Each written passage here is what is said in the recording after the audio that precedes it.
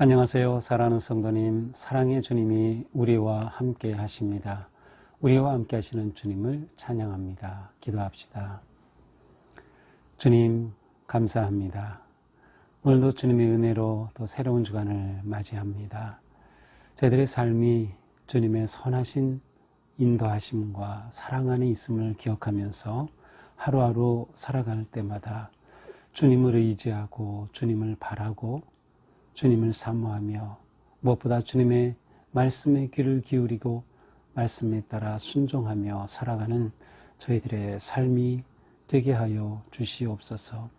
혼란하고 고통과 아픔이 가득한 이 세상 속에서 오직 주님의 은혜 안에서 위로와 힘을 얻으며 주님의 말씀으로 나아갈 길을 밝히 깨닫고 용기 백배하여 승리를 향해 나아갈 수 있도록 잡아주시옵소서. 예수님 이름으로 기도합니다. 아멘. 네, 오늘 말씀은 요한복음 11장 요한복음 11장 28절에서 37절입니다. 이 말을 하고 돌아가서 가만히 그 자매 마리아를 불러 말하되 선생님이 오셔서 너를 부르신다 하니 마리아가 이 말을 듣고 급히 일어나 예수께 나아가매 예수는 아직 마을로 들어오지 아니하시고 마르다가 맞이했던 곳에 그대로 계시더라.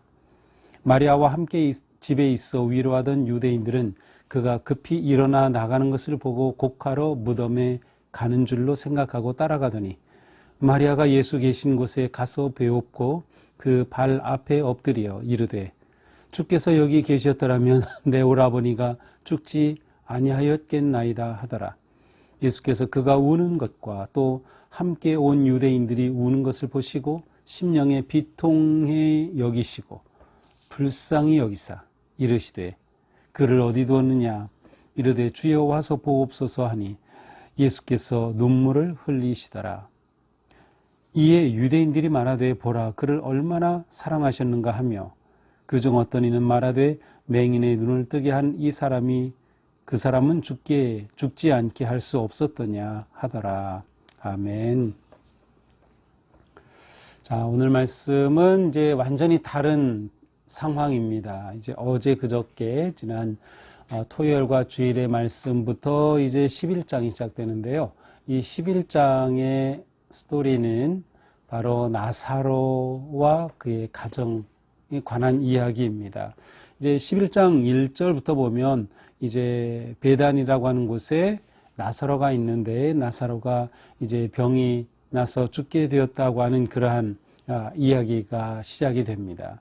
그래서 11장 3절에 보니까 그 여동생들이 누이들이 이제 오빠가 이렇게 병이 들어 죽게 된 것을 얼른 예수님께 이제 알려서 사람을 보내어 예수님을 초청합니다.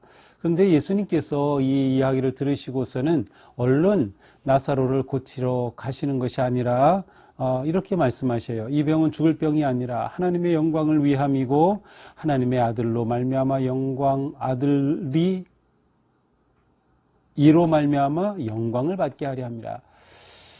이렇게 말씀하시고는 지체하시는 겁니다. 그리고 실제로 이곳에서 이제 그 나사로가 있는 베다니까지는 하루 길은 좀 너무 멀고요. 한 35km 이상 되는 거리이니까 그래도 한 이틀은 최소한 걸릴 거리인데 예수님이 이렇게 말씀하시는 거예요. 그러니까 이 사이에 이제 나사로가 죽게 됩니다. 예수님은 나사로가 이제 죽었다고 하시지 않고 이제 잠들었다, 내가 깨우러 가겠다 이렇게 말씀하시면서 이곳을 향해 출발하시죠.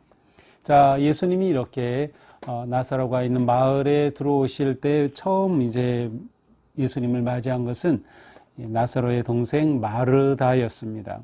그래서 이제 어제 본문에서는 이 마르다가 예수님과 만나게 되죠. 그래서 마르다는 예수님께 이렇게 말합니다. 주께서 여기 계셨더라면 내 오라버니가 죽지 아니하였겠나이다. 자, 오늘 본문에서도 똑같이 마리아가 똑같은 말을 합니다. 바로 32절이죠. 주께서 여기 계셨더라면 내 오라버니가 죽지 아니하였겠나이다. 자, 그런데 어제 본문에서는 마르다는 어제 본문에서 예수님께 이렇게 말씀을 하자 예수님께서 내 오라비가 다시 살아나리라 이러한 놀라운 말씀을 주십니다. 그러자 마르다가 이렇게 말하죠. 네, 마지막 날 부활 때 다시 살아날 줄 아나이다. 지금 오라버니가 예수님께서 지금 살리실 거라고는 상상을 못하죠. 부활 때에 살아날 것을 압니다. 이렇게 고백하자 예수님이 엄청난 선언을 하시죠. 나는 부활이요 생명이 나를 믿는 자는 죽어도 살겠고 무릇 살아서 나를 믿는 자는 영원히 죽지 아니하리니 이것을 내가 믿느냐. 예수님께서의 엄청난 진리를 선언하십니다. 내가 부활이고 생명이다. 나를 믿는 자는 죽어도 산다. 살아서 믿는 자는 죽지 않는다. 이 예수님의 말씀을 듣고 마르다는 주는 그리스도시요 세상에 오시는 하나님의 아들이신 줄 내가 믿나이다 라고 고백합니다. 이 마르다의 이 고백은요, 사실 우리가 그 마태복음 16장 16절에서 주는 그리스도시요 살아계신 하나님의 아들이십니다라고 베드로가 고백한 바로 그 고백과 똑같은 고백입니다. 엄청난 고백을 하죠. 자, 그런데 마리아는 이 자리에 없었어요. 그런데 예수님이 마르다를 시켜서 마리아를 불러오라고 하십니다. 자, 이렇게 돼서 이제 오늘 본문이 시작됩니다.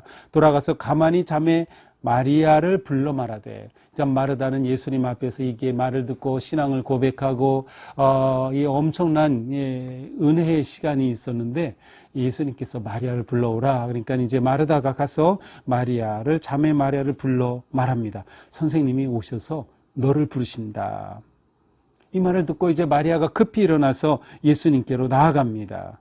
근데 아직 예수님은 이 마을 안으로 들어오시지 않은 상태였어요. 30절에 보니까 아직 마을로 들어오지 아니하시고 마르다가 맞이했던 곳에 그대로 계시더라. 동고 밖에 예수님이 계시는 상태였어요. 그래서 마리아가 예수님께로 갔는데 문제는 이 나사로의 집에 많은 조문객들이 와 있었어요. 유대인들이 와 있었어요. 그런데 그들이 마리아가 급히 나가는 것을 보더니 마리아를 따라 나섰습니다. 아마도 마리아가 오라버니가 죽은 무덤 앞에서 곡을 하려나 보다라고 생각했던 것 같습니다. 그래서 마리아를 따라 나오게 되죠. 자, 그래서 결국 마리아를 따라 나와 보니까 무덤으로 간 것이 아니라 예수님께로 온 것이었습니다. 예수님께 와서 마리아가 무릎을 꿇고 발 앞에 엎드려서 마르다처럼 똑같이 말하죠. 주께서 여기 계셨더라면 내 오라버니가 죽지 아니하였겠나이다. 예수님에 대한 기대와 신뢰가 있었음을 보여줍니다.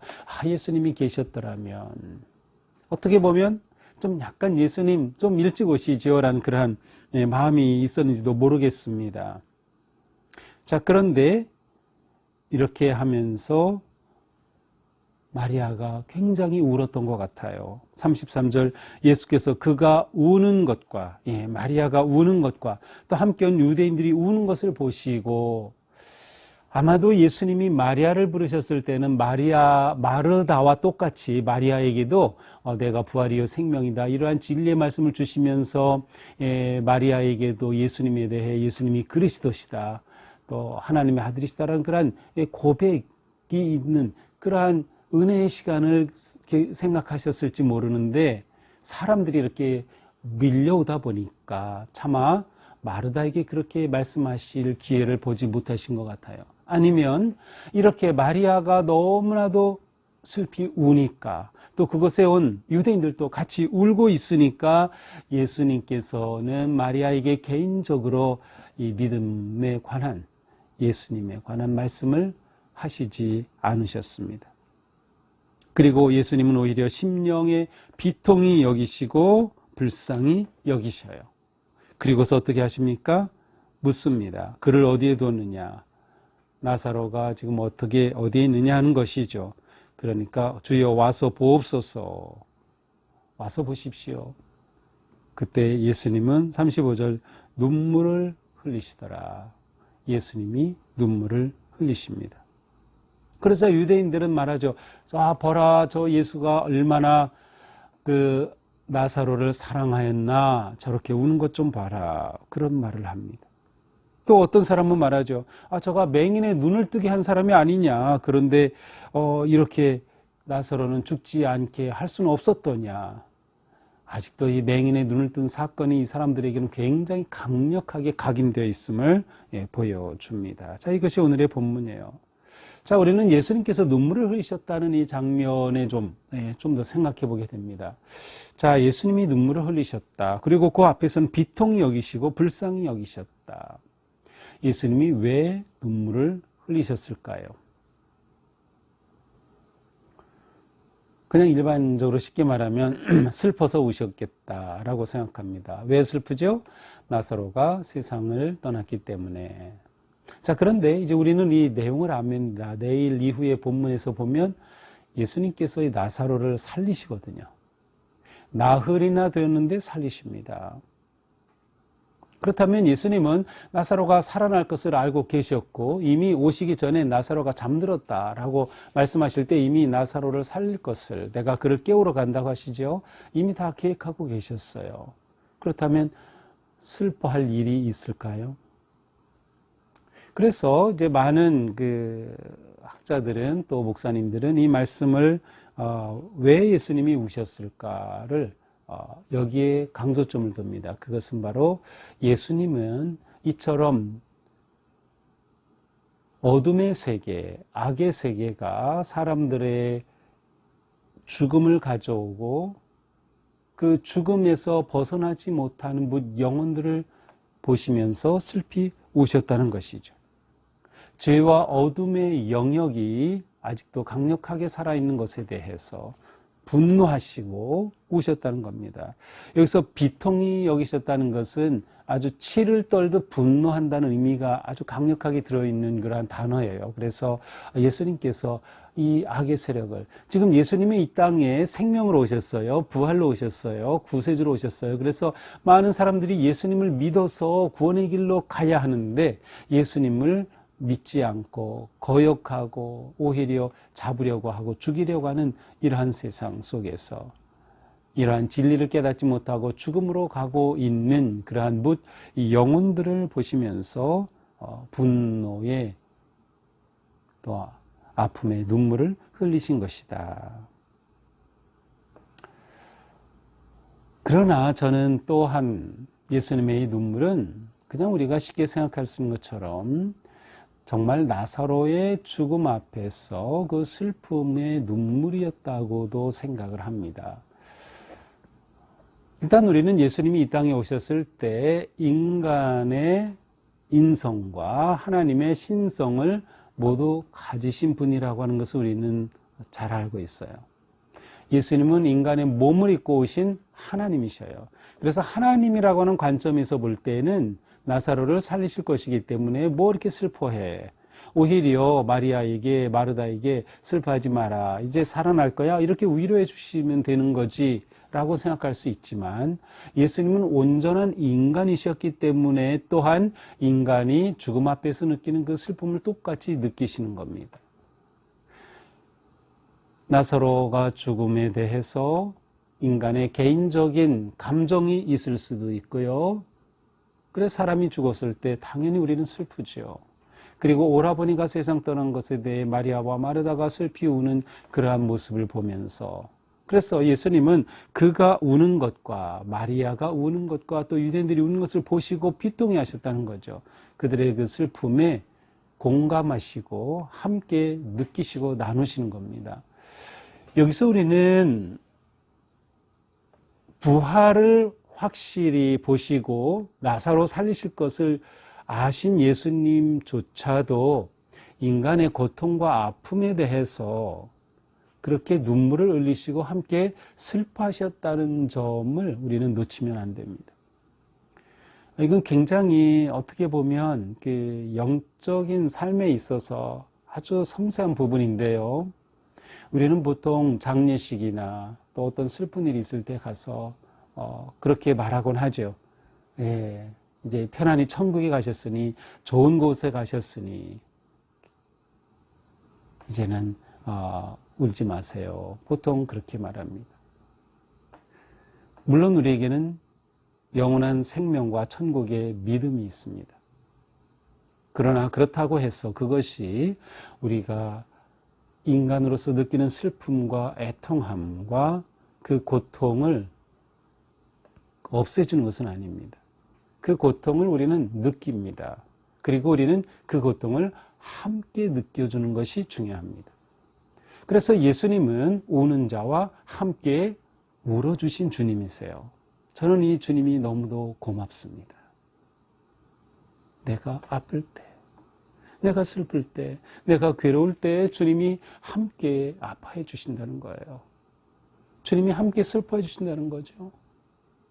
물론 우리를 만져주시고 회복해 하시고 힘을 주시고 치유해 주시는 주님이에요. 그러나 우는 자와 함께 울어주시는 주님, 우리의 주님이십니다. 예수님도 눈물을 흘리셨다. 저는 이 모습이 저에게 너무나도 큰 은혜가 됩니다.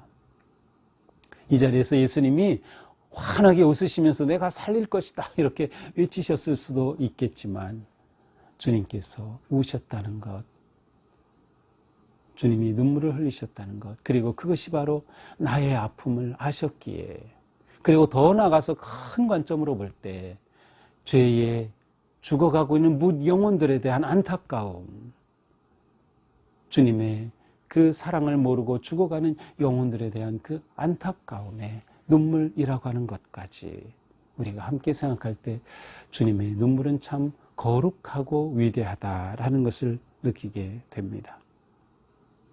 자, 오늘 말씀을 보면서 마르다가 먼저 예수님을 만난 후에 마리아에게 가서 이렇게 말하죠. 선생님이 오셔서 너를 부르신다. 너를 부르신다. 그렇습니다. 오늘 우리는 우리를 부르시는 주님을 또 만납니다. 말씀으로 이렇게 다가오신 우리의 주님이십니다. 주님께서 너를 부르신다. 오늘 부르시는 주님 앞에 제가 여기 있습니다. 이것이 저의 아픔입니다. 이것이 저의 슬픔입니다. 이것이 저의 고통입니다. 이것이 저의 부끄러움입니다. 제가 주님 앞에 이러한 죄인입니다. 주님 앞에 우리의 그 모든 약함을, 슬픔을, 눈물을 드러내놓고 그곳에 부르시는 주님을 초청하시기 바랍니다. 주님이 그곳에 오셔서 역사하실 것입니다. 주님이 그곳에 오셔서 함께 울어주시고 잡아주시고 또 우리를 품어주실 것입니다. 그러니 오늘 하루 우시는 주님, 나를 위해 눈물 흘리시는 그 주님과 함께 희망과 생명의 삶으로 나아가는 복된 하루가 되기를 축복합니다. 기도합시다. 주님, 나를 위해 눈물을 흘리시는 주님, 함께 아파하시는 주님, 우리를 외면하지 않으시는 주님, 너무도 고맙습니다. 주님 너무도 감사합니다. 그리고 마침내 우리에게 영원한 생명을 주셨고 천국의 유업을 약속해 주시어서 어떤 상황에서도 소망을 갖게 하신 우리 주님, 오늘 저희들의 삶이 사랑의 주님 손 꼭 잡고 사랑의 주님 그 품 안에서 주님 의지하고 주님께 기대며 넉넉히 모든 어려움과 시련과 두려움을 이겨내는 승리의 하루가 되게 하여 주옵소서. 예수님 이름으로 기도합니다. 아멘. 네, 오늘도 주님과 함께 손 꼭 잡고 평안한 하루, 승리하는 하루 되기를 축복합니다. 사랑합니다.